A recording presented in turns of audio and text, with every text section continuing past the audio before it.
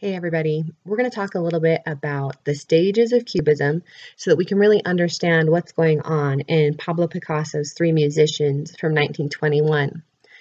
The first image that we're looking at here is one of the early canvases from Cubism. It's Picasso's Three Nudes. It dates from 1908, very early on in the first stage of Cubism. Now, on the whole, we can see things here in this canvas that Cubism shares throughout all of its stages. We have objects that are broken down and essentialized into geometric shapes. That's a huge characteristic of Cubism. Another thing that we can see here is that those objects and their abstraction down to geometric shapes, they're not really given a lot of sense of volume. They're not giving a lot of sense of depth. And it seems instead like everything is kind of on the same plane. So things that are in the background, the figures or anything in the foreground, they all seem to be on the same sort of level in space. And that's something that we see very often in Cubism too. Another major characteristic that we see here is that Cubism begins to really focus on adding in the fourth dimension of time into their works. And so what we see is that, yes, things are broken down to basic geometric shapes and flattened out onto the same kind. But we also begin to start to see things shown from two perspectives at once. Now, two perspectives at once is another way of saying kind of two moments in time shown in the same painting. These two works here from the early phase are less so. When we're looking here at this work by Georges Braque, who was the one who worked closely with Picasso in moving Cubism through all of its stages and all of its development, we can see that the figure here really is kind of turned away from us and her head is turned toward us in what seems to be a little bit of an extreme angle. That's a little hint of that two moments in time or the two perspectives in one painting. Now remember, they're getting that from looking back to what Cézanne's doing, and they're also kind of influenced by scientific theory that's going around at this time in history. And as we move into the analytic stage, other things that still clue us in to what we're looking at, here we seem to have some little instances of closed eyes of someone who's lost in the music. So there's still an object there, it's still figurative. We haven't become so abstract that we've meant or we progressed into non-objective art just yet. Another thing that they start to do in this analytic phase that separates it from the early phase, okay, they're really fragmenting things down into little shards of objects and putting all of those shards on the same plane. So that's really intense. That separates it from the first stage. Another thing that separates it from the first stage is we start to use like a monochromatic color palette. You can see there's not very many different colors used here. And we also begin to see stenciling right on the canvas.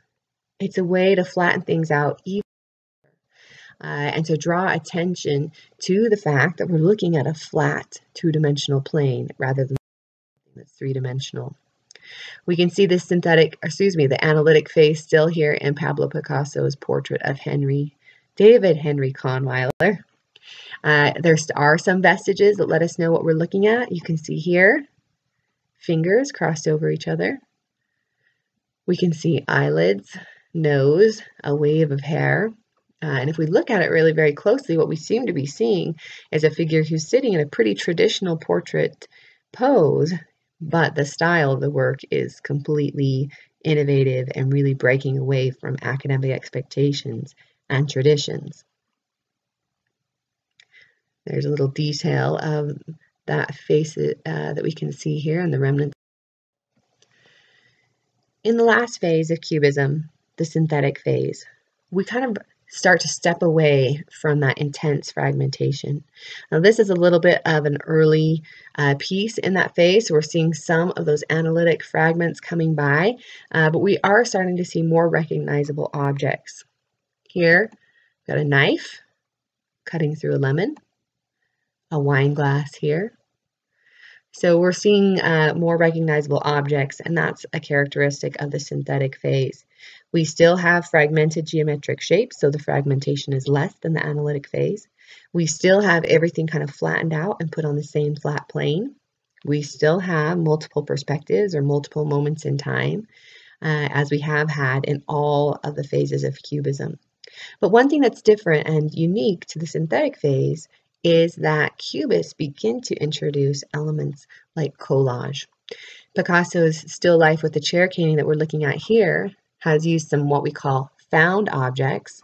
So it's an object that the artist did not create, but that the artist incorporates into their piece.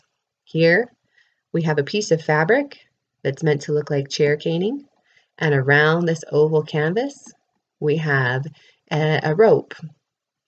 So those found objects are incorporated into the work as a collage, and in the synthetic phase, collage is something that the artists experiment with.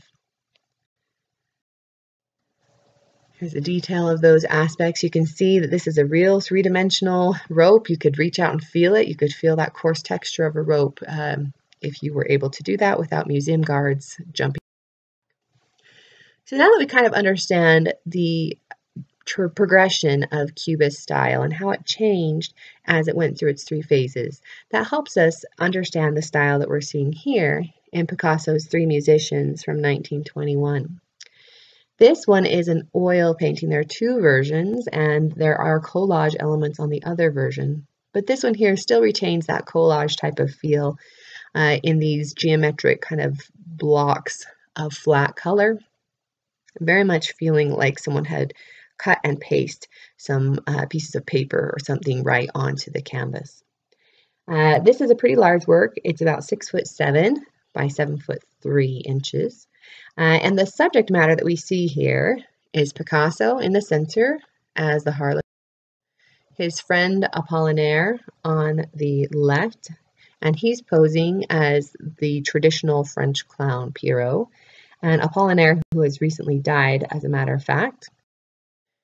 Then we have Picasso, and on the right we have Max Jacobs, and he is Picasso's friend who had just entered a monastery. So these figures of Pierrot on the left and Harlequin in the center, those are traditional figures in the Commedia dell'arte, and that's a common theme that Picasso draws from in his works.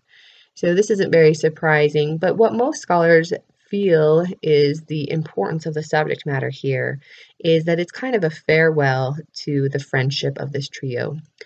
Apollinaire, who's now passed away, Max Jacobs on the right, who has just entered a monastery. These are friends that Picasso has enjoyed spending time with, but that time is no longer available to him, and those friends are no longer available to him. So kind of a little bit of a farewell painting. But it's a clear example of what we see in synthetic cubism. All of the figures are recognizable. We understand what we're looking at. We can recognize the guitar. We can recognize this sort of clarinet that's being played here. We can recognize the eyes, the noses, the hats, the arms. Although it's very geometric and it's broken down to just essential shapes, it's still recognizable. We have everything pretty much feeling flat. The objects, the figures are very flat. They are on the same flat plane as the rest of the objects and elements within the canvas. There's not really a sense of progression into space. And we're seeing them as though we're seeing multiple perspectives at once, multiple moments in time. And that's something that we have as key characteristics of Cubism through all of its stages.